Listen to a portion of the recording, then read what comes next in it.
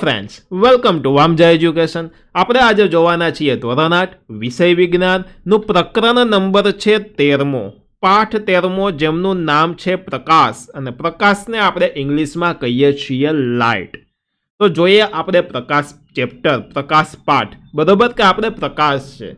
હું તમને દેખાઉં છું, મારું મોઢું તમને દેખાય છે, તો મારા ફેસ ઉપર પ્રકાશ પડે, એ પ્રકાશનું પરાવર્તન થઈને કેમેરામાં જાય, અથવા તો તમે મને રૂબરૂમાં જોતા હોય તો મારા ફેસ ઉપર પ્રકાશ પડે, એ પ્રકાશનું પરાવર્તન થઈને તમારી આંખોમાં જાય અને હું તમને દેખાઉં. કોઈ પણ વસ્તુ દેખાય ક્યારે, તો કે એ વસ્તુ ઉપર પ્રકાશ પડે અને પ્રકાશનું પરાવર્તન થઈને આપણી આંખમાં જાય, ત્યારે એ વસ્તુ આપણને દેખાય, એ આપણને ખ્યાલ છે. તો પ્રકાશ છે, એ પ્રકાશ છે એટલા માટે જ આપણે કોઈ પણ વસ્તુને જોઈ શકીએ છીએ. તો પ્રકાશ શું છે, કેવી રીતનો છે, પ્રકાશના અમુક નિયમો શું છે, એ બધી જ વસ્તુ આપણે ચર્ચા કરીશું, શીખીશું. તો જુઓ, દુનિયાને આપણે મુખ્યત્વે આપણી ઇન્દ્રિયો દ્વારા ઓળખી શકીએ છીએ. આપણા શરીરમાં ઘણી ઇન્દ્રિયો આવેલી છે, જેમ કે નાક, સૂંઘવાની ઇન્દ્રિય, આંખ એટલે જોવાની ઇન્દ્રિય, બરોબર, કાન સાંભળવાની ઇન્દ્રિય, બરોબર. તો આપણે ઇન્દ્રિયો દ્વારા ઓળખીએ છીએ. અને ઇન્દ્રિયોમાં દ્રષ્ટિ એક સૌથી મહત્વપૂર્ણ ઇન્દ્રિય છે. ઇન્દ્રિય એટલે કે સેન્સ આપણે કહેતા હોય. આમ ટચ કરો તો એ ટચ કરીએ છીએ તો આપણને ખબર પડે કે એ વસ્તુ કંઈક અડી, તો એક જાતની સેન્સ છે, બરોબર. તેના દ્વારા આપણે પર્વતો, નદીઓ, વૃક્ષો, છોડ, ખુરશીઓ, મનુષ્યો અને આપણી આસપાસની બીજી ઘણી બધી વસ્તુઓ છે તેને આપણે જોઈ શકીએ છીએ, નિહાળી શકીએ છીએ. આપણે વાદળો, મેઘધનુષ્ય અને આકાશમાં ઉડતા પક્ષીઓ પણ જોઈ શકીએ છીએ. અને રાત્રિના સમયે આપણે ચંદ્ર અને તારાઓ જોઈ શકીએ છીએ. તમે આ પાના પર છાપેલા શબ્દો અને વાક્યો જોવા સક્ષમ છો. આ તમારું પાઠ્યપુસ્તકમાં તમે પેજ ખોલો તો એના અક્ષરો જોવા માટે તમે સક્ષમ છો. શું કામ? તો કે તેની ઉપર પ્રકાશ પડે છે, તે પ્રકાશ તમારી આંખમાં જાય અને તમને તે વસ્તુ દેખાય. જેવું કેવી રીતે શક્ય બન્યું? તો આ વસ્તુ બધું થાય છે કેવી રીતના, તો તે જોઈએ. તો એના માટે 13.1 કે વસ્તુઓ શેના લીધે દ્રશ્યમાન થાય છે. કોઈ વસ્તુઓ છે શેના લીધે દ્રશ્યમાન થાય છે, એટલે કે દેખાય એ રીતની થાય છે. એક અંધારા ઓરડામાં બોલ રાખેલો હોય તો એ તમને દેખાય નહીં, પરંતુ અંજવાડામાં એ બોલ હોય તો એ બોલ દ્રશ્યમાન કહેવાય, એટલે કે આપણે જોઈ શકીએ તેવી વસ્તુ થઈ ગઈ. શું તમે ક્યારેય વિચાર્યું છે કે આપણે વિવિધ પદાર્થો એટલે કે વસ્તુઓને કેવી રીતે જોઈ શકીએ છીએ? તો કે તમે કહી શકો કે આપણે વસ્તુઓને આંખોથી જોઈ શકીએ છીએ. કેવી રીતના? તો કે ભાઈ આંખોથી. સર, કાનેથી તો કોઈ વસ્તુ ન જોવાય, આંખેથી જોવાય, આંખોથી જોઈ શકીએ છીએ. પરંતુ શું તમે અંધારામાં કોઈ વસ્તુ જોઈ શકો છો? લ્યો, હા સર, મારો મોબાઈલ ચાલુ હોય તો મોબાઈલની સ્ક્રીનની અંદરનું બધું મને દેખાય. એમ નહીં ભાઈ, અંધારામાં બોલ પડ્યો હોય તો જોઈ શકો નહીં. તો તેનો અર્થ એ થાય છે કે માત્ર આંખો દ્વારા કોઈ વસ્તુ જોઈ શકાતી નથી. જોવા માટે પ્રકાશ ઇમ્પોર્ટન્ટ છે. આંખું તો છે, આંખું છે એટલે જ દેખાય, પરંતુ પ્રકાશ પણ એટલો જ ઇમ્પોર્ટન્ટ છે. જ્યારે પદાર્થમાંથી પ્રકાશ આપણી આંખમાં પ્રવેશે ત્યારે જ આપણે વસ્તુ જોઈ શકીએ છીએ. અને આ પ્રકાશ વસ્તુઓ દ્વારા પરાવર્તિત થયેલો હોય અથવા તો તેમાંથી ઉત્સર્જિત થયેલો હોય. જો આ પ્રકાશ છે, બરોબર, તો માની લ્યો, એક હું તમને ઉદાહરણ આપું કે ચંદ્ર છે તેને કોઈ પોતાનો પ્રકાશ નથી. તો સૂર્યના પ્રકાશથી ચમકે તો સૂર્યનો પ્રકાશ ચંદ્ર ઉપર પડે, ત્યાંથી પરાવર્તન થઈ અને આપણી આંખ ઉપર તે પ્રકાશ પ્રવેશતો હોય ત્યારે આપણને ચંદ્ર દેખાય. અથવા તો તારાઓ છે તો તારાઓને પોતાનો જ પ્રકાશ છે, તો તારાઓનો પ્રકાશ આવી અને આપણી આંખમાં પ્રવેશે ત્યારે આપણને તારાઓ દેખાય છે. એટલે કે કોઈ વસ્તુ પ્રકાશનું ઉત્સર્જન કરતું હોય, એટલે કે એનામાંથી પ્રકાશ આવતો હોય. જેમ કે આપણે મોબાઈલની સ્ક્રીન છે તો એની અંદરથી જ પ્રકાશ આવે, બરાબર. તો કોઈ વસ્તુ પ્રકાશનું ઉત્સર્જન કરતું હોય અને આપણી આંખમાં પ્રવેશે તો એ દેખાય, અથવા તો બીજો પ્રકાશ એના ઉપર પડે અને પરાવર્તન થઈને આપણી આંખમાં આવે તો એ વસ્તુ આપણને દેખાય છે. ક્લિયર? વધી આગળ ચાલો. હવે જોવો, આપણે ધોરણ 7માં શીખી ગયા, બરોબર. શું શીખા? કે પોલિશ કરેલી કે ચળકતી સપાટી એ અરીસાની જેમ વર્તે છે, મિરરની જેમ, અરીસાની જેમ વર્તે છે. અરીસો તેના પર આપાત થતા પ્રકાશની દિશા બદલે છે. જો અરીસો હોય, આ અરીસો છે, બરોબર, તો અહીંયા કોઈ પ્રકાશ આવે તો એની દિશા બદલીને પાછું પરાવર્તન કરે. આમ આ બાજુ પ્રકાશ આવતું હતું એટલે કે દિશા બદલે છે. શું તમે કહી શકો કે સપાટી પર આપાત થતો પ્રકાશ કઈ દિશામાં પરાવર્તન પામશે? તો ચાલો આપણે જોઈ લઈએ. તો પરાવર્તનના અમુક નિયમો છે 13.2 આને લો ઓફ રિફ્લેક્શન કહેવાય. પરાવર્તન એટલે કે રિફ્લેક્શન. એના માટે પ્રવૃત્તિ 13.1 કરીએ તો એક સફેદ કાગળનો ટુકડો એટલે કે ડ્રોઈંગ બોર્ડ કે ટેબલ પર લગાવવો. એક કાંસકો એટલે કે દાંતીઓ લેવાનો છે અને તેના મધ્ય ભાગમાં એક દાંતા સિવાયના બધા દાંતા બંધ કરો. એક દાંતો ખુલ્લો રાખો, બાકી બધાય દાંતા કરી દેવાના છે બંધ. આ હેતુ માટે તમે કાળા કાગળની એક પટ્ટી લઈ શકો. કાંસકાને કાગળ સાથે લંબ રૂપે રહે તેમ પકડો અને કાંસકાની એક બાજુથી દાંતામાંથી ટોર્ચના પ્રકાશ ફેંકો. સર સમજાતું નથી, આકૃતિ જોશું ને ભાઈ, બધુંય સમજાઈ જશે હો. ટોર્ચ અને કાંસકાને એવી રીતે ગોઠવો કે જેથી કાંસકાની બીજી બાજુ કાગળ પર તમે પ્રકાશનું કિરણ જોઈ શકો અને ટોર્ચ અને કાંસકો સ્થિર રાખો અને પ્રકાશના કિરણ પથમાં એક સમતલ અરીસાની પટ્ટી મૂકો અને તમે શું અવલોકન કરો છો ચાલો હવે બતાવું તમને. જો આ એક દાંતીઓ લીધો, દાંતિયામાં વચ્ચે એક દાંતો ખુલ્લો રાખ્યો, બાકી અહીંયા કાગળ મારી દીધો ને અહીંયા કાગળ લગાડી દીધો. અહીંયાથી ટોર્ચ દ્વારા પ્રકાશ આવ્યો એટલે અહીંયાથી એક જ પ્રકાશનું કિરણ ગયું. અહીંયા અરીસો રાખ્યો અથવા તો કાચ રાખ્યો તો અહીંયાથી પ્રકાશ સામે આવે અને કાચ છે એટલે આ બાજુ એમ પરાવર્તિત થાય. બરોબર, જોઈ લીધું તમે? રેડી? આ કાચ નથી, આ શું છે? અરીસો છે. અને અરીસો છે એટલે અહીંયાથી આમ પ્રકાશનું આ બાજુ પરાવર્તન થયું. બરોબર, આ ખૂણો જેટલો હોય એટલો જ ખૂણો આ થાય, યાદ રાખજો. આ 20 અંશનો ખૂણો છે તો આ બાજુનો ખૂણો પણ 20 અંશનો જ હોય. આને કહેવાય આપાત કોણ. આમ પ્રકાશ આવે છે અને આપાત કોણ કહેવાય. અહીંયા ભટકાઈના પ્રકાશ આમ સામેની દિશામાં પાછો આ દિશામાં જાય છે તો એને કહેવાય પરાવર્તન કોણ. કોણ એટલે કે ખૂણો. આ ખૂણાને આપાત કોણ કહેવાય, આ ખૂણાને પરાવર્તન કોણ કહેવાય. હંમેશા આપાત કોણ અને પરાવર્તન કોણ સરખા હોય છે. બરોબર, ચાલો. અરીસા પર અથડાયા આપાત થયા પછી પ્રકાશનું કિરણ અન્ય દિશામાં પરાવર્તન થાય છે અને પ્રકાશનું જે કિરણ કોઈ સપાટી પર આપાત થાય તેને આપણે આપાત કિરણ કહીએ છીએ. માની લ્યો કે આમાં આ અહીંયાથી કિરણ ગયું તો આ કિરણને આપાત કિરણ કહેવાય. આ અથડાઈને કિરણ આ બાજુ આવ્યું તો આને પરાવર્તન કિરણ કહેવાય. ઘણા કહે છે સર આને આ શું દેખાય? તો અરીસામાં તમે મોઢું જોવો તો અહીંયા તમારું મોઢું હોય ને અંદર એક મોઢું દેખાય. એમ આ વસ્તુ અહીંયા દેખાણી, આ વસ્તુ છે, આ વસ્તુ એ અહીંયા દેખાણી. બરોબર, અરીસાની અંદર એ દેખાય. જે કિરણ સપાટી પરથી પરાવર્તન પામીને પાછું આવે છે તેને પરાવર્તિત કિરણ કહે છે. એટલે કે આ પરાવર્તન થઈને પાછું આવે છે તો આ કિરણ પરાવર્તિત કિરણ. આ કિરણ જાય છે એટલે આપાત કિરણ થઈ ગયું ભાઈ. છે સિમ્પલ, બહુ સહેલું. ચાલો આગળ. આ ઓરેન્જ કલરમાં જેટલી વસ્તુ લખેલી છે ને એ વસ્તુ બધી માત્ર જાણકારી માટે છે. એટલે જાણકારી માટેની વસ્તુ તમારે તમારી જાતે વાંચી લેવાની રહેશે. ચાલો, તમારા મિત્રોની મદદથી કાગળ પર સમતલ અરીસાનું સ્થાન, આપાત કિરણ અને પરાવર્તન કિરણ દર્શાવતી એક રેખા દોરો. એટલે કે આપણે જે કાગળ રાખ્યો તો અહીંયા માની લ્યો કે નીચે કાગળ રાખેલો છે તો અહીંયા જે કિરણ છે ત્યાં પેન્સિલથી આમ લીટો કરી લેવાનો અને અહીંયા પેન્સિલથી આમ લીટો કરી લેવાનો. બરોબર, જો કેમ કરવાનું તો કે અહીંયા એક અરીસો છે તો ત્યાં આમ નીચે લીટો કરી લેવાનો. અહીંયા આપણે આમ લીટો કરી લઈ, અહીંયાથી આમ લીટો કરી લઈ. પછી શું કરવાનું તમારે? પછી અહીંયાથી આ ખૂણો માપવાનો અને આ ખૂણો માપવાનો. તો તે બે ખૂણા કેવા થઈ જશે? સરખા થશે. આ જે ખૂણો છે એને આપાત કોણ કહેવાય. કેવો? આપાત કોણ. કોણ એટલે કે ખૂણો. અને આ બાજુનો ખૂણો છે એને કહેવાય પરાવર્તન કોણ. કેવો કોણ? તો કે પરાવર્તન કોણ કહેવામાં આવે છે. આપાત ખૂણો એટલે કે આપાત કોણ, પરાવર્તન ખૂણો એટલે કે પરાવર્તન કોણ. ડન? ચાલો.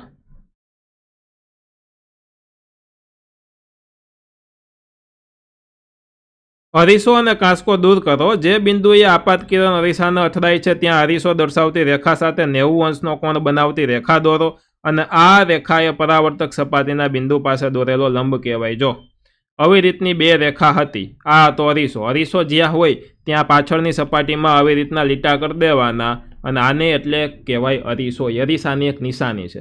હવે આને આ જે રેખા છે અરીસો એને લંબ રૂપે એટલે કે 90 અંશ થાય તેટલા જ માપનો એક સીધો લીટો દોરવાનો, એક લંબ દોરવાનો છે. બરોબર, અને આ જેને કહેવાય લંબ કહેવાય. લંબ દોરવાનો, લંબ કહેવાય 90 અંશનો ખૂણો હોય એને લંબ જ કહીએ છીએ.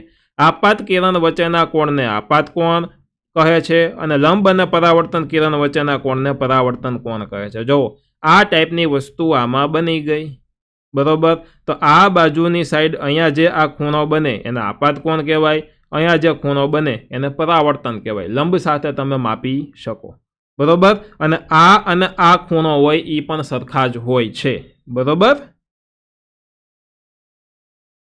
આપાત કોણ અને પરાવર્તન કોણ માપો। આપાત કોણ બદલી અને એક વખત પ્રવૃત્તિનું પાછું પુનરાવર્તન કરો। જો આ ખૂણો જેટલો હશે એટલો જ ખૂણો આ હશે, બરોબર। આ અહીંયાથી આવી રીતના આપાત ખૂણો કહેવાય અને આ અહીંયાથી આ છે એ પરાવર્તન ખૂણો કહેવાય। આપાત ખૂણો છે એને આઈ કીધો છે, પરાવર્તન ખૂણાને આર કીધું છે। આવી વસ્તુ ધ્યાન રાખવાનું। અને સ્મોલમાં આઈ અને સ્મોલમાં આર લખેલું છે।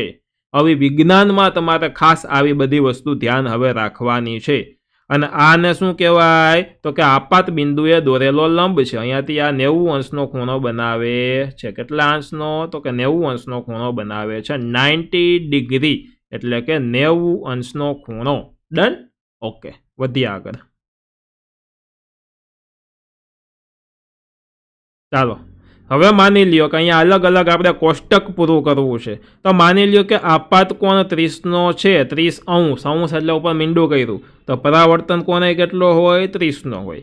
આપાત કોણ જે 20નો હોય તો પરાવર્તન કોણ 20નો હોય। આપાત કોણ માની લ્યો 22 અંશનો હોય તો પરાવર્તન કોણ 22નો હોય। આપાત 45 અંશનો હોય તો પરાવર્તન કોણ 45નો હોય।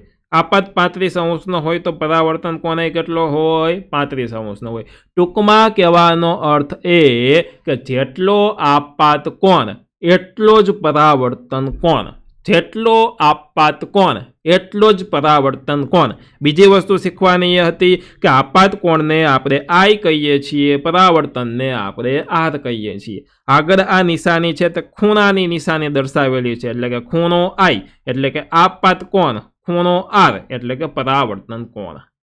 ડન છે, સમજાઈ ગયું? ઓકે, ચેકી નાખવું હવે, રેડી?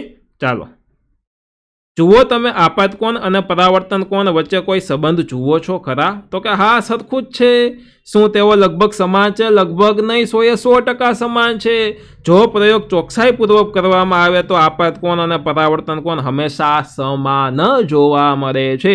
અને આ પરાવર્તનના નિયમો પૈકીનો એક નિયમ છે કે જેટલો આપાત કોણ એવડો જ પરાવર્તન કોણ। તો ચાલો આપણે પરાવર્તન પણ અન્ય પ્રવૃત્તિ કરીને વસ્તુઓ શીખીએ।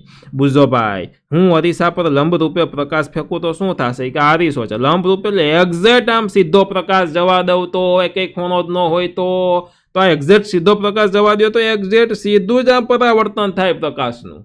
રેડી? આવું થાય। હવે જુઓ, પ્રવૃત્તિ 13.2 આપણે હવે જોવાની છે। ચાલો તો પ્રવૃત્તિ 13.1 ફરી કરો અને આ વખતે સખત કડક કાગળ કે ચાર્ટ પેપરનો ઉપયોગ કરો। કાગળના ટુકડાને ટેબલની ધારથી થોડો બહાર આવે એ રીતે મૂકવાનો છે। ટેબલની ધારથી થોડોક બહાર હોવો જોઈએ। સીટના બહાર નીકળેલા ભાગની વચ્ચેથી કાપો અને પરાવર્તન કિરણ છે તેને તમારે જોવાનું છે। જુઓ, ધ્યાન રાખો કે પરાવર્તન કિરણ કાગળના બહાર નીકળેલા ભાગ સુધી વિસ્તરવું જોઈએ। કાગળની બહાર નીકળે છે ને એ ભાગ સુધી જવું જોઈએ।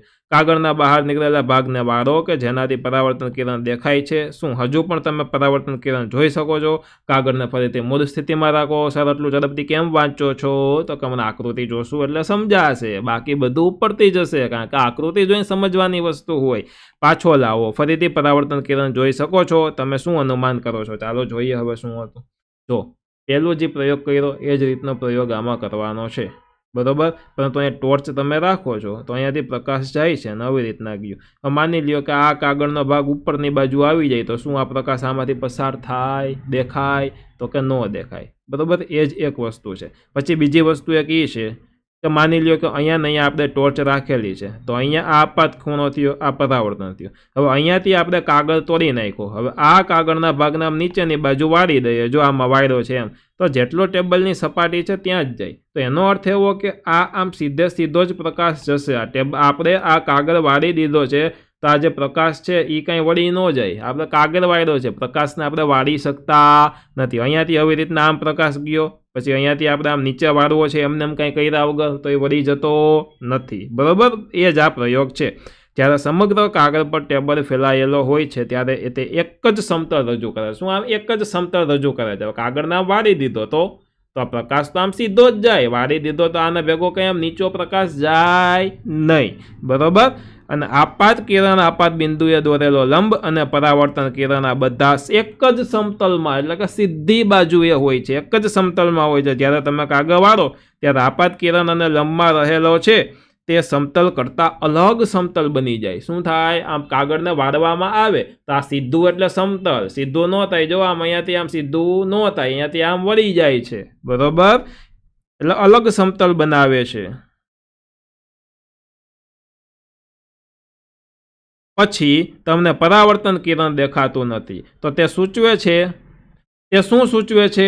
તો કે તે સૂચવે છે કે આપાત કિરણ આપાત બિંદુએ સપાટીને દોરેલો લંબ અને પરાવર્તન કિરણ એ ત્રણેય એક જ સમતલમાં હોય છે. શું કીધું? તો કે જોજો, આ આપાત કિરણ, બરોબર, આ આપાત બિંદુએ જે દોરેલો આ લંબ છે ઈ અને આ પરાવર્તન કિરણ, આ ત્રણે ત્રણ વસ્તુ એ એક જ સમતલમાં આવેલા હોય છે. સમતલ એટલે કે સીધો ભાગ, તમારો ટેબલ એકદમ સીધું હોય, સમતલ હોય, તો આ એક જ સમતલમાં આવેલા હોય છે, એક ઉપર ને એક નીચે એવું હોતું નથી. અને આ પરાવર્તનનો બીજો નિયમ છે. તો પહેલો નિયમ શું હતો? જેટલો આપાત કોણ એટલો જ પરાવર્તન કોણ, પરાવર્તન કોણ, જેટલો આપાત કોણ એટલો જ પરાવર્તન કોણ. બીજી વસ્તુ, આપાત કોણ, પરાવર્તન કોણ અને લંબ, શું લંબ, આ બધા એક જ સમતલમાં હોય. ક્યાં હોય? તો કે એક જ સમતલમાં આવેલા હોય છે. ચાલો આગળ જોઈએ. હવે ટોર્ચને પ્રકાશના ઉદ્ગમ તરીકે લેવાને બદલે સૂર્યને પ્રકાશના ઉદ્ગમ તરીકે લઈ અને પહેલી અને બુઝોભાઈ છે એને પ્રયોગ કર્યો, બરોબર, તોય ચાલે, પ્રકાશ તો પ્રકાશ છે. આ જાણકારી માટેની વસ્તુ છે, વાંચી શકો છો. વર્ગખંડની બહાર ઉપરની પ્રવૃત્તિઓ કરી અને તમે પણ સૂર્યને પ્રકાશના ઉદ્ગમ તરીકે લઈ શકો છો. બુઝોભાઈ છે ને એને એક વસ્તુ યાદ કર્યું. શું યાદ કર્યું? તો કે ધોરણ 7માં કે મેં સમતલ અરીસા વડે રચાતા વસ્તુના પ્રતિબિંબ વિશે થોડા ગુણધર્મો એટલે કે લક્ષણ હું ભણ્યો હતો. અને એ ગુણધર્મ યાદ કરવા પહેલીને પૂછ્યું કે શું પ્રતિબિંબ સીધું હતું કે ઉલટું હતું? બરોબર, તમે કયો. ચાલો, શું તે વસ્તુના કદ જેટલા જ કદનું હતું? અરીસા આગળ જેટલા અંતરે વસ્તુ હતી તેટલા જ સમાન અંતર અરીસાની પાછળ પ્રતિબિંબ કે દેખાતું હતું કે નહીં? માની લ્યો કે અરીસો છે, અહીંયા હું ઊભો છું તો અહીંયા જેટલું અંતર છે પાછળની બાજુ એટલું જ અંતર થાય છે કે નથી થતું? શું પ્રતિબિંબને પડદા પર મેળવી શકાતું હતું? ચાલો આપણે નીચે જણાવ્યા પ્રમાણે સમતલ અરીસા વડે રચાતા પ્રતિબિંબ વિશે થોડુંક વધારે ડિટેલમાં સમજીએ. તો એના માટે આપણે કરવી જોશે પ્રવૃત્તિ 13.3. ચાલો, તો સમતલ અરીસા પીક્યુની સામે પ્રકાશનું એક ઉદ્ગમ ઓ મૂક્યું છે. જો પહેલાં હું વાંચીશ પછી આકૃતિમાં તમને સમજાવીશ, બરોબર. બે કિરણો OA અને OC તેના પર આપાત થાય છે. શું તમે પરાવર્તન કિરણોની દિશા શોધી શકો છો? સમતલ અરીસો પીક્યુની સપાટી પર બિંદુ A અને C પાસે એક લંબ દોરવાનો છે. પછી બિંદુ A અને C પાસે પરાવર્તન કિરણ દોરવાનું છે. અને આ કિરણો તમે કેવી રીતના દોરશો? AB અને CD અનુક્રમે પરાવર્તન કિરણો કહો. તમને આગળની દિશામાં લંબાવો અને શું તેઓ એકબીજાને મળે છે? હવે તેમને પાછળની દિશામાં લંબાવો. હવે તેઓ એકબીજાને મળે છે? જો હા તો બિંદુ I અંકિત કરો. શું પરાવર્તિત કિરણો E પર રહેલા આકૃતિ 13.5 કોઈ અવલોકન કરતાની આંખને બિંદુ I માંથી આવતા હોવાનો ભાસ થશે? કારણ કે પરાવર્તન કિરણો વાસ્તવમાં I પર મળતા નથી. જોજો, હમણાં સમજાવું, ચિંતા ન કરો. પરંતુ મળતા હોવાનો આભાસ થાય છે એટલે આપણે કહી શકીએ છીએ કે O નું આભાસી પ્રતિબિંબ I પર રચાય છે. અને તમે ધોરણ 7માં શીખી ગયા છો કે આ પ્રકારના પ્રતિબિંબને પડદા પર મેળવી શકાતું નથી. હવે જો સમજો, અહીંયા અરીસો લીધો છે, બરોબર, અહીંયા એક બિંદુ છે. એ બિંદુ અહીંયા અરીસામાં એના કિરણો આપાત થાય. અહીંયાથી આપણે આપણી આંખમાં એ પ્રકાશના કિરણો જાય અને આપણે અરીસા વડે, અહીંયા માની લ્યો કે બોલ છે તો એ બોલને આપણે અરીસા વડે જોઈએ. અને એ આપણને ખરેખર અહીંયા બોલ હોય છે. આપણને દેખાય ક્યાં? તો કે અહીંયાથી એટલા જ અંતરે, અહીંયા જેટલું અંતર હોય એટલા જ અંતરે પાછો અહીંયા નીચેની બાજુ જ્યાં I છે ત્યાં આપણને તે બોલ દેખાય છે, બરોબર. તો શું છે કે ખરેખર અહીંયા પ્રતિબિંબ મળતું નથી. આપણને આ બોલ હોય છે તે જ બોલ આપણી આંખમાં દેખાય છે. તો બસ આ જ એક પ્રયોગ હતો. તમને યાદ હશે કે અરીસા દ્વારા રચાતા પ્રતિબિંબમાં વસ્તુનો ડાબો ભાગ જમણી બાજુ અને જમણો ભાગ ડાબી બાજુ દેખાય. તમે અરીસાની સામે ઊભા રહ્યો, તમારો જમણો હાથ ઊંચો કરશો તો તમને એમ લાગશે ડાબો હાથ ઊંચો થયો, અને ડાબો હાથ ઊંચો કરશો તો એમ લાગશે જમણો હાથ ઊંચો થયો. અને આ ઘટનાને પાર્શ્વીય વ્યૂહાત્મક કહે છે. શું? પાર્શ્વીય વ્યૂહાત્મક આવી ઘટના કહે છે. હવે 13.3 છે કે નિયમિત અને અનિયમિત પરાવર્તન. તો કે 13.3 છે નિયમિત અને અનિયમિત પરાવર્તન. અમુક પરાવર્તન નિયમિત હોય, અમુક અનિયમિત હોય. તો શું છે ચાલો જોઈએ. તો પ્રવૃત્તિ 13.4, કલ્પના કરો કે આકૃતિ 13.6માં દર્શાવ્યા પ્રમાણે નિયમિત સપાટી પર સમાંતર કિરણો આપાત થાય છે. યાદ રાખો કે પરાવર્તનના નિયમો સપાટી પરના દરેક બિંદુ માટે માન્ય છે, એટલે કે ચાલે છે. વિવિધ બિંદુઓ પર પરાવર્તિત કિરણો રચવા આ નિયમોનો ઉપયોગ કરો. શું પરાવર્તિત કિરણો એકબીજાને સમાંતર છે ખરા? તમે જોશો કે આ કિરણો જુદી જુદી દિશાઓમાં પરાવર્તિત થાય છે. અલગ અલગ દિશાઓની અંદર પરાવર્તન થાય છે. હવે જોવો, માની લ્યો કે કોઈ એક સપાટી છે, આ અનિયમિત સપાટી છે. આના ઉપર સમાન ખૂણાથી જ બધા પ્રકાશના કિરણો આપણે આપાત કર્યા, તો પરાવર્તન કેવી રીતના થશે? તો અહીંયાથી પરાવર્તન આ દિશામાં થયું, અહીંયાથી જ્યારે આ દિશામાં થયું, અહીંયાથી આ દિશામાં, અહીંયા આ દિશામાં, અહીંયા આ દિશામાં, અહીંયા આ દિશામાં. કારણ કે આ સપાટી તમે જોવો ખરબચડી છે અરીસાની, બરોબર? તો જ્યારે બધા સમાંતર કિરણો ખરબચડી કે અનિયમિત સપાટી પરથી પરાવર્તિત થયા પછી સમાંતર હોતા નથી, તો આવા પરાવર્તનને વિખેરિત કે અનિયમિત પરાવર્તન કહે છે. યાદ શું રાખવાનું? તો કે વિખેરિત કે અનિયમિત, આ બે નામ યાદ રાખી લેવાના. યાદ રાખો કે વિખેરિત પરાવર્તન એ પરાવર્તનના નિયમોની નિષ્ફળતાને કારણે નથી, પરંતુ ખરબચડી સપાટી છે એટલે જ. આમાં કોઈને પરાવર્તનનો નિયમ તોડ્યો નથી, સપાટી જ ખરબચડી છે એટલા માટે, બરોબર? તે કાર્ડબોર્ડ જેવી પરાવર્તક સપાટીની અનિયમિતતાને કારણે હોય છે. જો કાર્ડબોર્ડ હોય, પુઠ્ઠું હોય, તો એ પુઠ્ઠું આવું ખરબચડું હોય, આમ સીધું હોતું નથી. બીજી બાજુ અરીસા જેવી લીસી સપાટી દ્વારા થતું પરાવર્તન એ નિયમિત પરાવર્તન કહેવાય છે, અને નિયમિત પરાવર્તન વડે પ્રતિબિંબો રચાય છે. જો નિયમિત પરાવર્તન માની લો આ સીધી અરીસાની સપાટી છે, તો અહીંયાથી આ પ્રકાશના કિરણો આપાત કર્યા, તો પરાવર્તન એટલા જ વ્યવસ્થિત રીતના સીધા જ પરાવર્તન થાય.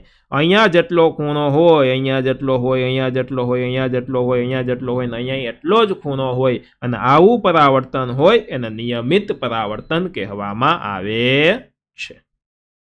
ઓરેન્જ કલરની વસ્તુ માત્ર જાણકારી માટે છે, તમારી રીતના વાંચી લેવાની. બુઝોભાઈ, મારા મનમાં એક પ્રશ્ન છે કે જો પરાવર્તિત કિરણો અન્ય અરીસા પર આપાત થાય તો શું તે ફરીથી કે પરાવર્તિત થશે? માની લ્યો એક અરીસો છે, અહીંયા પ્રકાશનું કિરણ આવ્યું, અહીંયાથી પરાવર્તન થયું, ત્યાં સામે બીજો અરીસો છે, ત્યાં આપાત થયું, તો શું ત્યાંથી કે પાછું પરાવર્તન થાય? તો કે હા, થાય જ રાખે, બરોબર? ત્યાંથી થાય, પછી ત્યાંથી પાછું બીજા કોઈ અરીસામાં જાય તો પાછું ત્યાંથી પરાવર્તન થાય. તો એના માટે 3.4 જોઈએ કે પરાવર્તિત પ્રકાશને ફરીથી પરાવર્તન કરી શકાય છે. પરાવર્તિત આપણે કરી શકીએ છીએ. અને એનું ઉદાહરણ ખબર તમને? આપણે વાણંદ પાસે જઈને તો પાછળની બાજુ એક ત્રાસો અરીસો રાખ્યો હોય, તો આપણે આમ અનલિમિટેડ દેખાતા હોય આગળની બાજુ જોઈને, તો તમને યાદ હોય તો, બરોબર? તો છેલ્લે તમે જ્યારે હેર ડ્રેસરની મુલાકાત લીધી ત્યારે યાદ કરો, તે અથવા તો તેની તમને અરીસાની આગળના ભાગમાં બેસાડે છે. તમારા વાળ કાપવાનું કાર્ય પતી જાય પછી તે તેની તમારા વાળ કપાયા છે તે બતાવવા માટે તમારી પાછળ એક અરીસો પકડે છે. અને શું તમને ખબર છે કે તમારા માથાના પાછળના વાળ તમે કેવી રીતના જોઈ શકતા હતા? બરોબર, અરીસો પકડે. જો આપણે આમ બેઠા હોય, આપણી સામે અરીસો છે, અરીસામાં જ આપણું મોઢું દેખાતું હોય, પરંતુ પાછળ એક ભાઈ છે, વાનર હોય, બીજો અરીસો પકડે અને આપણે આ આગળના અરીસામાંથી આપણે પાછળના વાળ જોઈએ, તો શું થાય કે પાછળ આપણા જે પાછળના ભાગના વાળ છે એ અરીસામાં દેખાના, અને એ અરીસાનો પ્રતિબિંબ આપણે આપણી સામે રહેલા અરીસામાં જોયું. જો અહીંયા આપણને ઉદાહરણ આપ્યું છે, બરોબર? તો જુઓ, આ અરીસામાંથી આ ભાઈ છે તે જોવે છે, અહીંયા જો, અહીંયા તો આ અરીસામાં પાછળના વાળ આવ્યા, પરંતુ આ ભાઈ દેખાના અહીંયા આ અરીસાની અંદર જોયું. તો એવી રીતના આપણે જોઈએ છીએ, બરોબર? તો આ શું થયું? એક કરતાં વધારે પરાવર્તન થયું, કે આ વાળનું પરાવર્તન આ અરીસામાં થયું, પાછું આખા અરીસામાંથી વાળનું પરાવર્તન આ અરીસામાં થયું. એવી રીતના તમે જોઈ શકો છો. બહુ મજા આવે એવો પાઠ છો, અને પાછો સહેલો પણ છે. ડન? ચાલો આગળ. પહેલીને યાદ આવ્યું કે ધોરણ 6માં વિસ્તૃત પ્રવૃત્તિના રૂપમાં તેને એક પેરિસ્કોપ બનાવ્યું હતું અને પેરિસ્કોપમાં 2 સમતલ અરીસાનો ઉપયોગ કરવામાં આવે છે. શું તમને સમજાવી શકો છો કે 2 અરીસાના પરાવર્તનથી તમે કઈ રીતે વસ્તુઓ જોઈ શકો છો અને જે તમે સીધી જોઈ શકતા નથી? અને પેરિસ્કોપનો ઉપયોગ સબમરીન, ટેન્ક તથા બંકરોમાં સૈનિકો દ્વારા બહારની વસ્તુ જોવા માટે થાય છે. જો આવું પેરિસ્કોપ હોય, આવું ઝેડ આકારનું પેરિસ્કોપ હોય, અથવા તો આવું હોય, તમે આમ ગણી લ્યો, આ ટાઈપનું પેરિસ્કોપ હોય, બરોબર. એ કરીશું અહીંયા રાખે તો અહીંયાથી બધી વસ્તુ બહાર દેખાય. એ કરીશું અહીંયા રાખે તો અહીંયાના અરીસાનું બધું આમાં દેખાય ને અહીંયાથી તે વસ્તુ જોતા હોય છે. આ ટાઈપનો પેરિસ્કોપ હોય છે.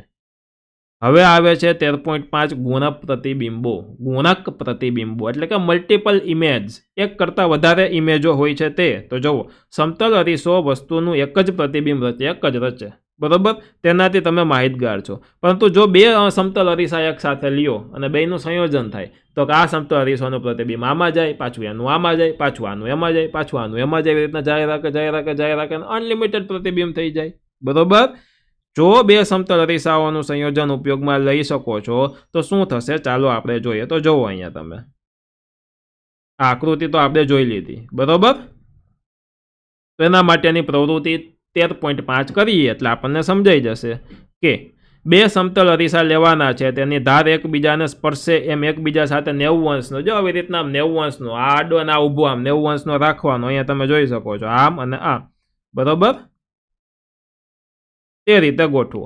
તેમને જોડવા માટે એક ટેપનો ઉપયોગ કરી શકો છો. અરીસાની વચ્ચે એક સિક્કો મૂકો અને સિક્કાના કેટલા પ્રતિબિંબ જોવા મળે છે જોવો. જો એક અરીસો અહીંયા રાખ્યો છે, એક અરીસો આ બાજુ રાખ્યો છે. હવે અહીંયા ખાલી સિક્કો મૂક્યો તો સિક્કો અહીંયા ગયો, બરોબર. અહીંયા પ્રતિબિંબ પડ્યું, પાછું જો અહીંયા પ્રતિબિંબ પડ્યું, પાછું થોડુંક જોવો તો આ બાજુ હોય, પાછું અહીંયા હોય, એવી રીતના પ્રતિબિંબ મળે રાખે, બરોબર. હવે આ સિક્કાનું પ્રતિબિંબ અહીંયાથી આમ મળ્યું, આનું અહીંયાથી આમ મળ્યું, તો અહીંયા ક્યાંથી મળ્યું? તો કે આ સિક્કાનું પ્રતિબિંબ છે અહીંયા અરીસાની અંદર દેખાતો અહીંયા આવશે અને આ અરીસાની અંદર સિક્કો દેખાય છે એનું અહીંયા આવશે. પાછું આનું પ્રતિબિંબ અહીંયા આગળ આવશે અને આ બાજુનું પ્રતિબિંબ પાછું અહીંયા આગળ આવશે. એવી રીતના આવી જ રાખશે. આને ગુણક પ્રતિબિંબો કહેવાય. હવે ટેપનો ઉપયોગ કરીને અરીસાને જુદા જુદા કોણ, જેમ કે 45, 60, 120, 180 આવી રીતના અરીસો આમ છે તો આવી રીતના આમ પોળું ભેગું કરી અને તમે જોઈ શકો કે કેટલા પ્રતિબિંબ આવે છે. અરીસાઓ વચ્ચે કોઈ વસ્તુ જેમ કે મીણબત્તી મૂકી શકો છો. દરેક કિસ્સામાં મીણબત્તીના પ્રતિબિંબોની સંખ્યા નોંધો અને અંતે 2 અરીસાને એકબીજાને સમાંતર રહે તેમ ગોઠવો. તેમની વચ્ચે મૂકવામાં આવેલી મીણબત્તી કેટલા પ્રતિબિંબો મેળવે છે તે આપણે શોધવાનું છે. જો આ 2 અરીસા વચ્ચે આપણે રાખી છે મીણબત્તી તો કેટલા પ્રતિબિંબો રચે છે તે તમારે પ્રયોગ કરીને શોધવાનું છે. શું હવે તમે હવે સમજાવી શકો કે હેર ડ્રેસરની દુકાને તમારા માથાની પાછળ કેવી રીતના જોઈ શકો છો? તો કે હા, એકબીજા સાથે કોઈ ચોક્કસ ખૂણે રાખેલા અરીસાઓ દ્વારા અનેક પ્રતિબિંબો રચવાના સિદ્ધાંતનો ઉપયોગ કેલિડોસ્કોપમાં થાય. કેલિડોસ્કોપમાં 3 અરીસા હોય, હમણાં તમને કહીશ, અને અલગ અલગ પેટર્નો રચાય અને એમાં એટલી અસંખ્ય પેટર્નો રચાય કે કોઈ દિવસ એની પેટર્ન રિપીટ ન થાય એવું કહેવામાં આવે, બરોબર. કેલિડોસ્કોપમાં સંખ્યાબંધ તરાહ બનાવવા માટે કરવામાં આવે છે અને તમે તમારી જાતે પણ કેલિડોસ્કોપ બનાવી શકો છો. તો હવે ભણીએ આપણે કેલિડોસ્કોપ 13.6. તો જો કેલિડોસ્કોપ બનાવતા શીખવાડું, ધ્યાનથી શીખજો હો તમે. તો કે કેલિડોસ્કોપ બનાવવા માટે અરીસાની લગભગ 15 સેન્ટીમીટર લંબાઈ અને 4 સેન્ટીમીટર પહોળી 3 લંબચોરસ આકારની આપણે પટ્ટી લઈ લેવાની છે, બરોબર. એક પ્રિઝમ બનાવવા માટે તમને આકૃતિ 13.12માં દર્શાવ્યા અનુસાર જોડો અને અરીસાની આ ગોઠવણી વર્તુળાકાર કાર્ડબોર્ડની નળીમાં એક જાડા ચાર્ટ પેપરની નળીઓ લગાવો અને ધ્યાન રાખો કે ટ્યુબ અરીસાની પટ્ટીઓથી થોડી વધારે લંબાઈની હોવી જોઈએ ટ્યુબ. અને ટ્યુબના એક છેડાને મધ્યમાં તમે જોઈ શકો એવું છિદ્ર ધરાવતું કાર્ડબોર્ડની તકતી વડે બંધ કરો.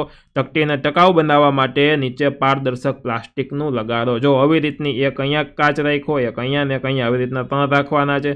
એક બાજુ આપણે કાર્ડબોર્ડ લગાડી અને હોલ પાડવાનું છે. આજુબાજુ આ નળાકારનું એક ટ્યુબ છે એની અંદર આ અરીસાઓ ફિટ કરેલા છે. એક બાજુ પારદર્શક પટ્ટી રાખેલી છે કે જેથી કરીને ત્યાંથી પ્રકાશ અવજત કરી શકે. અને વચ્ચેના ભાગમાં આવી રીતના મોતી રાખ્યા છે, કાગળ રાખ્યા. કાગળ તો ન રખાય, થોડીક ભારે વસ્તુ એટલે કે મોતી રખાય, દાણા રખાય, એવી વસ્તુ તમે રાખો. પછી એને ગોળ ગોળ ફેરવો અને આ હોલમાંથી તમે જુઓ તો તમને અલગ અલગ ડિઝાઇનો જોવા મળે છે. સિંચ ચોંટાડો, ટ્યુબના બીજા છેડા પર સમતલ કાચની વર્તુળાકાર પ્લેટ અરીસાને સ્પર્શે તે રીતે જોડો. આ પ્લેટ પર નાના નાના રંગીન કાચના થોડાક ટુકડાઓ, બરોબર, રંગીન બંગડી તૂટેલા ટુકડા હોય તે રાખી શકો. અને ટ્યુબના આ છેડાને લીસા કરેલા ઘસેલા કાચની પ્લેટથી બંધ કરો અને રંગીન ટુકડાઓની હલનચલન માટે પૂરતી જગ્યા અંદર રહેવા દેવાની છે. તો આ શું કર્યું? તમારું કેલિડોસ્કોપ તૈયાર છે. જ્યારે તમે છિદ્રમાંથી જુઓ છો ત્યારે તમને ટ્યુબમાં વિવિધ તરાહ દેખાય છે, ડિઝાઇન દેખાય છે. અને કેલિડોસ્કોપનું એક રસપ્રદ લક્ષણ એ છે કે તમે ક્યારેય એની તરાહ બીજી વાર નહીં જોઈ શકો. જેવી તમને ડિઝાઇન, તરાહ એટલે ડિઝાઇન, એક વખત તમને જેવી ડિઝાઇન દેખાની હોય બીજી વાર સેમ ટુ સેમ ડિઝાઇન દેખાશે જ નહીં. અલગ જ ટાઈપની તમને એની અંદર ડિઝાઇન જોવા મળે છે. ડન? ભીંતચિત્રો અને વસ્ત્રોની ડિઝાઇન બનાવવાવાળા તથા કલાકારો કેલિડોસ્કોપની નવી નવી તરાહની કલ્પના કરવા માટે કરે છે. જો અમુક ભીંતચિત્રો દોરતા હોય ભીંતમાં, દિવાલમાં, અમુક કાપડની અંદર ડિઝાઇન બનાવતા હોય, તો એ હવે નવા નવા ચિત્રો માટે કેલિડોસ્કોપના ચિત્રો બનાવી રાખે ને પછી એમાંથી એની પાસેથી ટૂંકમાં એક જાતની કલ્પના કરવા માટે એનો ઉપયોગ કરે છે, આઈડિયા લેવા માટે. તમારા રમકડાને આકર્ષક બનાવવા માટે તમે કેલિડોસ્કોપ પર રંગીન કાગળ વીંટાળી શકો છો, એટલે આપણને દેખાવમાં સારું લાગે. બરોબર? હવે આપણે જોવાનું છે પ્રવૃત્તિ નંબર 13.7. યોગ્ય સાઇઝનો એક સમતલ અરીસો લેવાનો છે અને તેને આકૃતિમાં દર્શાવ્યા પ્રમાણે એક વાટકામાં મૂકો અને વાટકાને પાણીથી ભરો અને આ ગોઠવણને બારી નજીક એવી રીતે મૂકો કે જેથી સૂર્યપ્રકાશ સીધો અરીસા પર આવે. બરોબર? જો એક આપણે અરીસો લીધો છે, એને આપણે એક વાટકામાં મૂક્યો છે અને વાટકામાંથી બારી પાસે એવી રીતના મૂકવાનો કે સીધો સૂર્યપ્રકાશ એમાં ડાયરેક્ટ અરીસા ઉપર પડે. બરોબર? વાટકાનું સ્થાન એવી જગ્યાએ ગોઠવો કે જેથી અરીસામાંથી પરાવર્તિત કિરણ દિવાલ ઉપર પડે. જો અરીસો અહીંયા પડ્યો હોય, તો વાટકો અહીંયા હોય, તો ડાયરેક્ટ ઉપરની આ છતની દિવાલે છે એનો એક પ્રકાશ પડશે. બરોબર? અને જો દિવાલ સફેદ ન હોય તો સફેદ કાગળ દિવાલ પર લગાડો. જો અહીં સફેદ કાગળ હાથેથી રાખ્યો છે. પરાવર્તિત પ્રકાશમાં તમને ઘણા રંગો, અહીંયા ઘણા રંગો દેખાશે. મેઘધનુષ્ય જેવું દેખાય, જાનીવાલી પીનારા કલર દેખાય, જાંબલી, લીલો, પીળો, બરોબર, એવી રીતના લાલ. અને આ તમે કેવી રીતે સમજાવી શકશો? તો અરીસો અને પાણી સંયુક્ત રીતે એક પ્રિઝમ રચે છે. શું કરે છે? પ્રિઝમ રચે છે સંયુક્ત રીતે. અહીંયા જોવો આખું ચિત્ર કે અહીંયા પ્રકાશ પડે છે, બરોબર, અહીંયા પાણીનો અરીસો છે, અહીંયાથી પરાવર્તન થઈને અહીંયા કાગળ ઉપર એક તમને જોવા મળે છે પ્રકાશ અને એક પ્રિઝમ બનાવે છે. ધોરણ 6માં તમે શીખ્યા છો તે મુજબ આ પ્રકાશને તેના રંગોમાં વિભાજિત કરે છે અને પ્રકાશનું પોતાના રંગોમાં વિભાજન થવાની ક્રિયાને પ્રકાશનું વિભાજન કહે છે. અને મેઘધનુષ્ય પ્રકાશનું વિભાજન ધરાવતી એક કુદરતી ઘટના છે. મેઘધનુષ્ય શું છે? તો કે પ્રકાશનું વિભાજન થતી એક કુદરતી ઘટના છે. હમણાં પ્રકાશનું વિભાજન તમને ડિટેલમાં સમજાવું. ચાલો પહેલાં જ સમજાવું. જો સૂર્યપ્રકાશ છે ને એ શ્વેત પ્રકાશ કહેવામાં આવે. શ્વેત એટલે કે સફેદ પ્રકાશ. ભલે તમને થોડોક પીળાશ જેવો લાગતો હોય. અને આ શ્વેત પ્રકાશ છે ને તે 7 રંગોનો ભેગો મળીને બનેલો પ્રકાશ હોય છે. કયા 7 રંગો? તો કે જે મેઘધનુષ્યમાં હોય, જાની, વાલી, પીનારા એટલે કે જાંબલી, નીલો, વાદળી, લીલો, જાની, વાલી, પીનારા, એવી રીતના તમે આખું કરી શકો. બરોબર? લા એટલે કે લાલ. બરોબર? તો આવી રીતના 7 રંગોનો બનેલો હોય છે. આ 7 રંગો અલગ થાય અને દેખાય આપણને મેઘધનુષ્ય જેવું. સૂર્યપ્રકાશ શ્વેત કે રંગીન એવું લખેલું છે. તો બોલો, તો હવે તમે શું કહી શકો? સૂર્યપ્રકાશ શ્વેત છે કે રંગીન છે? તો કે ધોરણ 7માં તમે શીખ્યા છો કે સૂર્યના પ્રકાશને શ્વેત પ્રકાશના સ્વરૂપમાં ઓળખવામાં આવે છે. અને તમે એ પણ શીખ્યા છો કે તેમાં 7 રંગો હોય છે. અહીં આપેલી અન્ય પ્રવૃત્તિ એવું દર્શાવે છે કે સૂર્યપ્રકાશમાં અનેક રંગોનો સમાવેશ થાય છે. હવે એક સરસ મજાની વસ્તુ કે આપણી આંખો અંદર શું છે? આપણી આંખો છે તેની અંદર છે શું? તો આપણને આવી સરસ મજાની રંગબેરંગી દરેક વસ્તુ દેખાય છે, આપણે જોઈ શકીએ છીએ. તો આપણે વસ્તુઓને ત્યારે જ જોઈ શકીએ છીએ જ્યારે તેમનામાંથી આવતો પ્રકાશ આપણી આંખોમાં પ્રવેશે. કોઈ બોલ છે એના ઉપર પ્રકાશ પડે, એ પ્રકાશ આપણી આંખમાં જાય તો એ બોલ આપણને દેખાય. અને આંખ આપણી સૌથી મહત્ત્વની ઇન્દ્રિયોમાંની એક છે અને તેથી તેના બંધારણ અને કાર્યને સમજવું આપણા માટે ખૂબ મહત્વનું છે. આપણી આંખોનો આકાર લગભગ ગોળાકાર છે આંખનું બહારનું આવરણ સફેદ હોય છે. આપણે જોવો આંખનું આજુબાજુનું આવરણ સફેદ હોય, વચ્ચે કાળા કલરનો એક દોરો આવેલો હોય છે, તે સખત હોય છે, તેથી તે આંખના અંદરના ભાગોને અકસ્માતોથી બચાવી શકે છે. અને તેના આગળના પારદર્શક ભાગને પારદર્શક પટલ એટલે કે પારદર્શક પટલ કહે છે. અને કોર્નિયાની પાછળ આપણને એક ઘેરા રંગનું સ્નાયુઓનું બંધારણ જોવા મળે છે, જેને કનિનિકા કહેવામાં આવે છે, એટલે કે આઈરિસ કહેવામાં આવે છે. અને આઈરિસમાં એક નાનું દ્વાર હોય છે, જેને આપણે કીકી કહીએ છીએ. અને કીકીના કદને નિયંત્રણમાં રાખવાનું કામ આઈરિસ દ્વારા થાય છે. જો કીકી હોય ને એ જાડી પાતળી થતી હોય ને, વધારે ડિટેલમાં તમે 10મા ધોરણમાં શીખશો. એટલું યાદ રાખો, કીકી જાડી પાતળી થતી હોય. અને એનું એક ઉદાહરણ આપું તો તમે તડકામાંથી ઘરમાં આવો ને તો તમને પેલા અંધારા જેવું થોડોક સમય લાગે, પછી થોડીક વાર પછી સરખું થઈ જાય. બરોબર, તમે એક સાથે અંધારા ઓરડામાં પ્રકાશમાંથી વહી જાઓ, બરોબર, તો તમને થોડીક વાર તો કંઈ દેખાય નહીં, પછી ધીમે ધીમે આછું દેખાવા માંડે. તો આ કીકી જાડા પાતળી થતી હોય ને એના કારણે આ થાય. બરોબર, કીકીના કદને નિયંત્રણમાં રાખવાનું કામ આઈરિસ દ્વારા થાય છે. આઈરિસ આંખનો એ ભાગ છે કે જે તેને તેનો વિશિષ્ટ રંગ પ્રદાન કરે છે. જ્યારે આપણે કહીએ છીએ કે કોઈ વ્યક્તિની આંખ લીલી છે, ત્યારે ખરેખર આપણે આઈરિસનો રંગનો ઉલ્લેખ કરતા હોય. આંખ ભૂરી છે તો આઈરિસનો રંગ ભૂરો હોય. અને આઈરિસ આંખમાં પ્રવેશતા પ્રકાશના પ્રમાણનું નિયંત્રણ કરે. અને કેવી રીતે, ચાલો જોઈએ. જો આ આંખ છે, તમે જોઈ શકો છો, બરોબર. અહીંયા આપણો લેન્સ હોય છે, અહીંયા પાછળ દ્રષ્ટિ ચેતા હોય છે, કે અહીંયા પ્રકાશ જઈ એનું પરાવર્તન થઈ અને અહીંયા પહોંચે, અને અહીંયા પહોંચે ત્યાંથી આપણા મગજમાં એ વસ્તુ જાય અને આપણને એ વસ્તુ દેખાય. સિલિયરી સ્નાયુ અહીંયા તમે જોઈ શકો છો, કનિનિકામાં તમે જોઈ શકો છો, લેન્સ છે. અહીંયા આજુબાજુ આંખની બહારની બાજુ એક પારદર્શક એટલે કે ટ્રાન્સપરન્ટ એક પટલ આવેલો હોય છે, બરોબર. આ આંખનો જો કલર જોવો, બરોબર. પ્રવૃત્તિ 13.8 તમારા મિત્રની આંખમાં જુઓ. આંખની કીકીના કદનું અવલોકન કરો. ટોર્ચ વડે તેની આંખો પર પ્રકાશ ફેંકો. બહુ હેવી પ્રકાશ નહીં ફેંકવાનો હો. હવે કીકીનું અવલોકન કરો. ટોર્ચ બંધ કરો અને ફરીથી તેની કીકીનું અવલોકન કરો તો કીકી નાની મોટી એવું તમને થોડું ઘણું જોવા મળશે. શું તમને કીકીના કદમાં કોઈ ફેરફાર નોંધાયો? કયા કિસ્સામાં કીકી મોટી છે? તો કે જ્યારે પ્રકાશ ફેંકો છો ત્યારે કીકી થોડીક નાની થઈ જાય, કારણ કે પ્રકાશ એટલો બધો આંખની અંદર પ્રવેશવા દેવાનો હોય નહીં, એટલે જાડી થઈ જાય. જ્યારે પ્રકાશ ન ફેંકતા હોય ત્યારે કીકી મોટી લાગે, કારણ કે પ્રકાશ વધારે અંદર જવા દેવો પડે. શું તમે વિચારી શકો કે આવું કેમ થાય છે? કયા કિસ્સામાં તમને આંખમાં વધારે પ્રકાશ પસાર થવાની જરૂર છે? ઝાંખા પ્રકાશમાં કે તેજસ્વી પ્રકાશમાં? તો કે પ્રકાશ વધારે ઝાંખો પ્રકાશ હોય તો પ્રકાશને વધારે અંદર જવા દેવો પડે, પરંતુ ફૂલ તેજસ્વી પ્રકાશ હોય તો ફૂલ જાજો પ્રકાશ જાય આંખમાં તો આંખને નુકસાન થાય, એટલા માટે ઓછો પ્રકાશ જવા દેવો પડે. આંખની કીકીની પાછળ એક લેન્સ છે જે મધ્ય ભાગમાં જાડો હોય છે. અને કયા પ્રકારનો લેન્સ મધ્યમાં જાડો હોય છે યાદ કરો. અને ધોરણ 7માં લેન્સ વિશે આપણે શું શીખ્યા? ચાલો, આ લેન્સ પ્રકાશને આંખના પાછળના ભાગમાં એક સ્તર પર કેન્દ્રિત કરે છે, અને એ સ્તર છે જેને આપણે નેત્ર પટલ કહેવામાં આવે છે. શું કહીએ છીએ? નેત્ર પટલ કહીએ છીએ. રેટિના ઘણા બધા ચેતાકોષો ધરાવે છે, અને ચેતાકોષો દ્વારા અનુભવાયેલી સંવેદનાઓને દ્રષ્ટિ ચેતા દ્વારા મગજ સુધી પહોંચાડવામાં આવે છે. અને તેમાં 2 પ્રકારના કોષો હોય છે. કેટલા પ્રકારના? 2 પ્રકારના. કયા 2 પ્રકાર?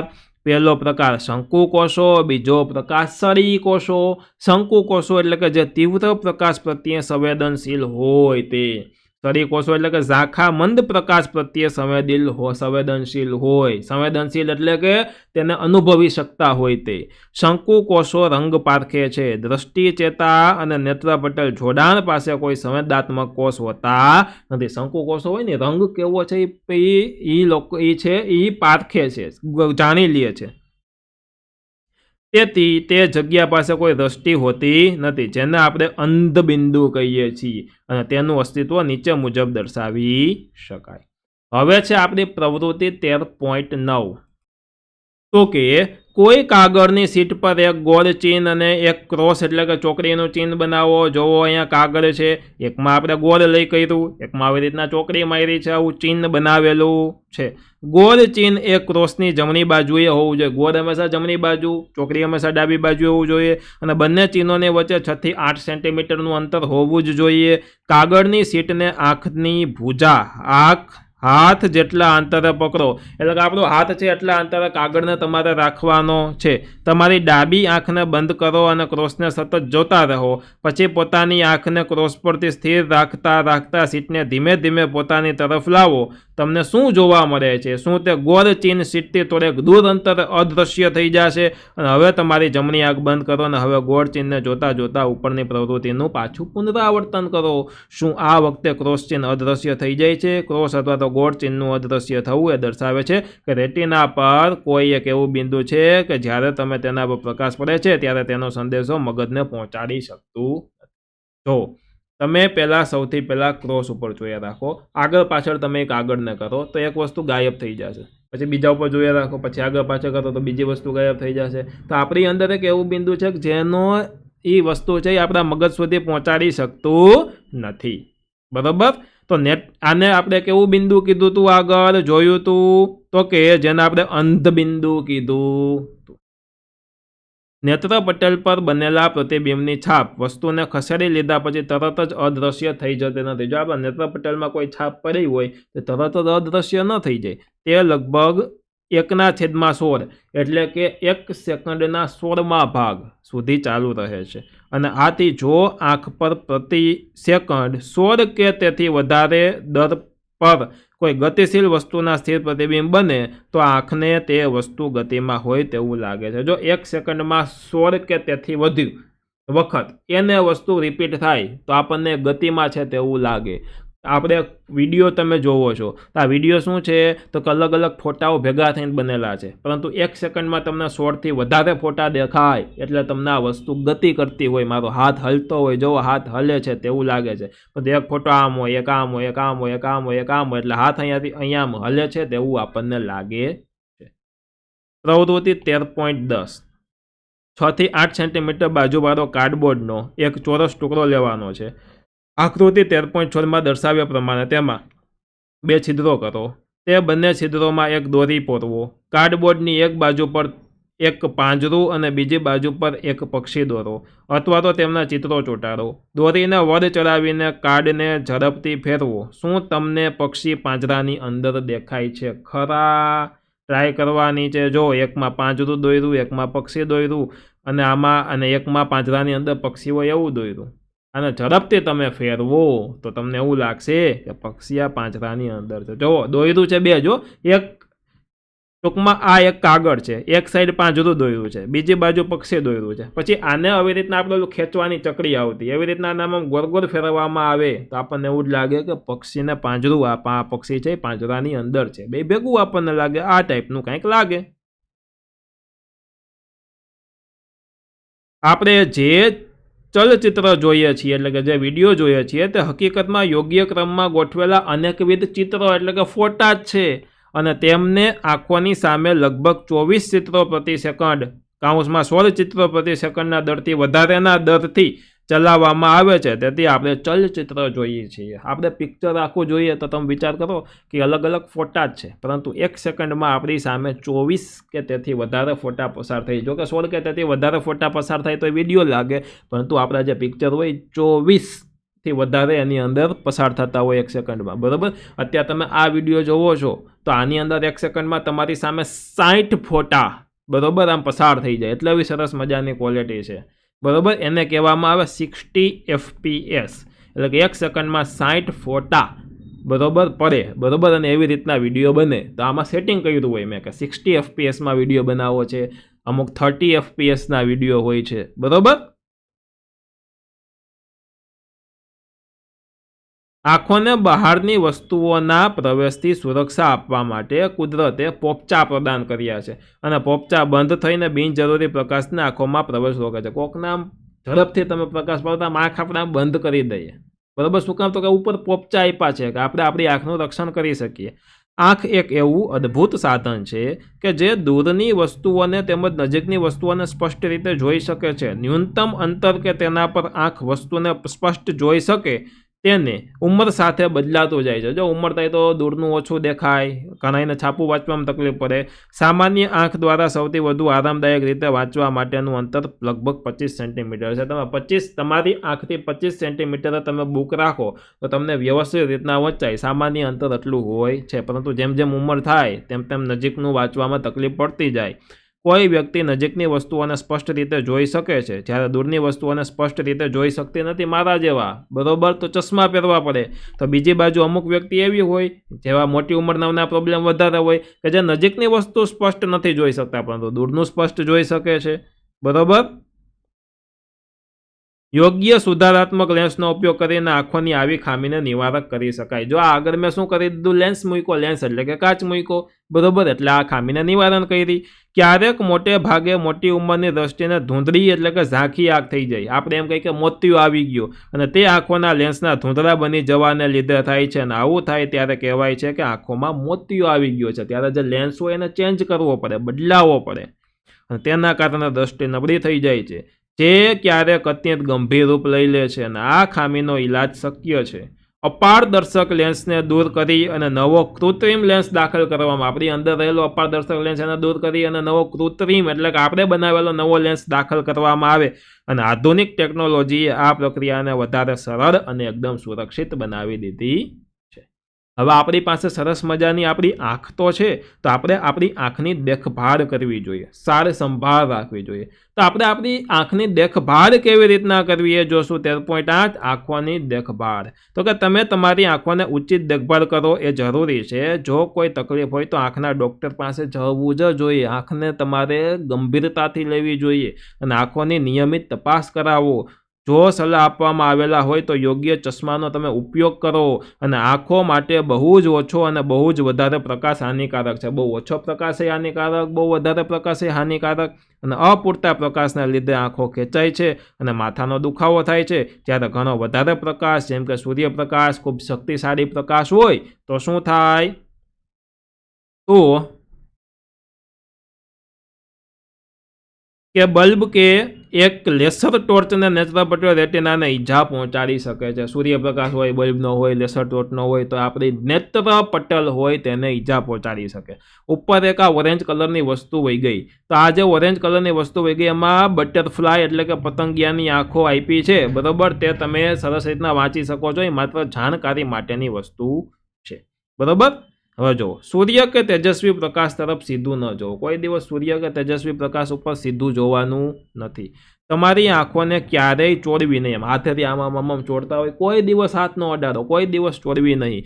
જો ધૂળના કણો તમારી આંખમાં પડી જાય તો સ્વચ્છ પાણીથી તમારી આંખને ધોઈ નાખવાની છે. જો તેમાં કોઈ સુધારો ન થાય તો તરત ડૉક્ટર પાસે વયું જવું જોઈએ. યોગ્ય દ્રષ્ટિ માટે હંમેશા સામાન્ય અંતર રાખીને વાંચો, બરાબર? સામાન્ય અંતર રાખીને વાંચો, બહુ દૂરેય નહીં, બહુ નજીકેય ન રાખો. પુસ્તકને આંખોની એકદમ નજીક ન લાવવી, બરાબર? નજીક લાવીને કે એકદમ દૂર રાખીને ન વાંચવી જોઈએ. ધોરણ 6માં સમતોલ આહાર વિશે શીખ્યા છો, તો જો આહારમાં અમુક ઘટકોની ઉણપ હોય, જો ખોરાકમાં આપણે અમુક ઘટકોની ઉણપ હોય તો આંખોને પણ સહન કરવું પડે છે. જેમ કે ભોજન સામગ્રીમાં વિટામિન એની ઉણપ એ આંખોની ઘણી મુશ્કેલી માટે જવાબદાર છે. વિટામિન એનું પૂરતું પોષણ આપણને મળે તો આપણી આંખો પણ સારી રહે. અને તે બધામાં સૌથી સામાન્ય રતાંધણાપણો છે. જો ન હોય તો રતાંધણાપણાનો રોગ થાય. આથી આપણે આપણા આહારમાં વિટામિન એ યુક્ત ખોરાકના ઘટકોનો સમાવેશ કરવો જોઈએ. અને કાચા ગાજર, બ્રોકોલી અને લીલા શાકભાજી જેમ કે પાલક અને કોડ લીવર તેલમાં વિપુલ પ્રમાણમાં વિટામિન એ આવેલું છે. ઈંડા, દૂધ, દહીં, ચીઝ, માખણ અને ફળો જેમ કે પપૈયું અને કેરી વગેરે પણ વિપુલ માત્રામાં વિટામિન એ ધરાવે છે. મારા જેવા એ છે ને મમ્મી પપ્પા પાસે લઈ જાય કે જોવો પપ્પા આમાં લખ્યું છે કે ચીઝની અંદર વિટામિન એ છે, ચીઝ ખાય તો આંખો સારી રહે, ચીઝ ખાવા દો મને, બરાબર? જાજો ખાશો તો જાડા પાડા થઈ જશો, યાદ રાખજો. 13.9 ખામીયુક્ત દ્રષ્ટિવાળા વ્યક્તિઓ વાંચી અને લખી શકે છે. માની લ્યો કે કોઈ વ્યક્તિ એવા છે જેમને દેખાતું જ નથી, તો એ લોકો વાંચી અને લખી શકે. કેવી રીતના? તો કે કેટલાક વ્યક્તિઓમાં, જેમાં બાળકો પણ સામેલ છે, કે જે દ્રષ્ટિથી વિકલાંગ હોય, તે અંધ હોય, તે જોઈ શકતા નથી, વસ્તુઓ જોવા માટે તેમની દ્રષ્ટિ મર્યાદિત હોય અથવા તો ઓછું જોઈ શકે. કેટલાક વ્યક્તિ જન્મથી જ બિલકુલ જોઈ શકતા નથી. કેટલાક વ્યક્તિ કોઈ રોગ કે ઈજાને કારણે પોતાની દ્રષ્ટિ ગુમાવે છે અને આવા વ્યક્તિઓ સ્પર્શ દ્વારા અને અવાજો ધ્યાનપૂર્વક સાંભળીને વસ્તુઓને ઓળખવાનો પ્રયત્ન કરે છે અને તેઓ પોતાની બીજી ઇન્દ્રિયોને વધારે તીક્ષ્ણથી વિકસાવે છે, જેમ કે ટચ કરવાની, સૂંઘવાની, સાંભળવાની. જોકે વધારાના સ્ત્રોતો તેમને પોતાની સક્ષમતાનો વિકસાવવામાં સક્ષમ કરી શકે છે. જો હવે એના એ લોકોને વાંચવું હોય, જો અહીંયા વધારાની જાણકારી, જાણવા જેવી જાણકારી, વધારાની તો ન કહેવાય, આપેલી છે, તમે આ જાણકારી જોઈ શકો છો. હવે જો એ લોકો અંધ લોકો છે તે કેવી રીતના વાંચી શકે, તો એના માટેની એક ભાષા છે, એક લિપિ છે, એને કહેવામાં આવે બ્રેલ લિપિ. એક લિપિ છે એટલે કેવી રીતના લખાણ કરવામાં આવે. ખામીયુક્ત દ્રષ્ટિવાળા વ્યક્તિઓ માટે સૌથી વધારે લોકપ્રિય સ્ત્રોત બ્રેલ લિપિનો છે. બરોબર. અહીંયા બ્રેલ લિપિ કોને બનાવી, તો કે લુઈસ બ્રેલ નામના વ્યક્તિ કે જે પોતે એક ખામીયુક્ત દ્રષ્ટિવાળા વ્યક્તિ હતા, જોઈ શકો છો તેમના બ્રેલ લિપિ બનાવેલી છે. બરોબર. એમાં અંદર આવા ટપકા કરેલી ભાષા હોય છે કે જે ટપકાને અડવાના હોય છે, ઉપસેલા ટપકા હોય. અલ્પ વિરામને આવી રીતના લખાય, નીચે 2 ટપકા કરીને, અને લખવું હોય તો આવી રીતના આમ 2 ટપકા ઉપર, 2 નીચે ને 1 વચ્ચે, આવી રીતના 3 લીટીમાં લખાય. સી લખવું હોય તો ઉપરની લીટીમાં 2 ટપકા, એ લખવું હોય તો ઉપરની લીટીમાં 1 ટપકું, ટી લખવું હોય તો અહીંયા ઉપરમાં 1, વચ્ચેનામાં 2 અને નીચેનામાં 1. તો આવી રીતના જો અહીંયા સી લખ્યો, અહીંયા એ લખ્યો, અહીંયા ટી લખ્યો, તો આને કેટ આવી રીતના લખાય. બરોબર. કેટ આવી રીતના એ લોકો લખે. તો આવી રીતના 3 લીટીએ 1 અક્ષર થાય. ઉપરનામાં 2 કર્યું છે તો આ સી, પછી અહીંયા ઉપરનામાં 1 કર્યું છે તો આ એ, ત્રીજામાં અહીંયા 1, અહીંયા નીચેના 2 અને અહીંયા 1, આવી રીતના કરે તો આ થયો ટી. અને અડી અને જોવે તો આ રીતના ટપકા હોય તો એને કેટ તરીકે વાંચે છે. તો આ રીતની બ્રેલ લિપિ હોય છે. ખામીયુક્ત દ્રષ્ટિવાળા લોકો સૌ પ્રથમ અક્ષરોને બ્રેલ લિપિ શીખવાનું શરૂ કરે છે અને ત્યારબાદ વિશિષ્ટ ચિહ્નો અને અક્ષરોના સંયોજનો શીખે છે અને તે પદ્ધતિઓ સ્પર્શીય ઓળખ કરવા પર આધાર રાખે છે. અને દરેક ચિહ્ન છે, દરેક ભાષા છે, આ યાદ રાખવાનું હોય છે અને બ્રેલ લિપિનું લખાણ હાથ કે મશીન દ્વારા ઉત્પન્ન કરી શકાય છે. હાથથી કરાય, મશીન દ્વારા કરાય. અને આજકાલ તો ટાઈપરાઇટર જેવા સાધનો અને મુદ્રણ મશીનો પણ વિકસાવવામાં આવ્યા છે. અને આપણી જે ચલણી નોટો હોય તેમાં ઉપસેલો થોડોક ભાગ હોય, તેમાં આમ હાથ કરી અને તે અંધ લોકો હોય છે તે કેટલાની નોટ છે તે જોઈ શકે છે, પારખી શકે છે. બરોબર. તો આની સાથે સાથે સરસ મજાનો આપણો આ પાઠ હતો તે પૂરો થાય છે. આશા રાખું છું ઘણી બધી નવી વસ્તુ તમે આમાં શીખ્યા છો, સમજ્યા છો, પ્રકાશ વિશે તમે ઘણું શીખ્યા હશો. અને આજે બધાએ ભગવાનને કહેવાનું છે થેન્ક યુ. શું કામ, તો કે એને સરસ મજાની આપણને આંખ આપી છે એટલા માટે. તો મિત્રો મળીએ છીએ આપણે સરસ મજાના નવા વિડીયો સાથે. ત્યાં સુધી ધન્યવાદ.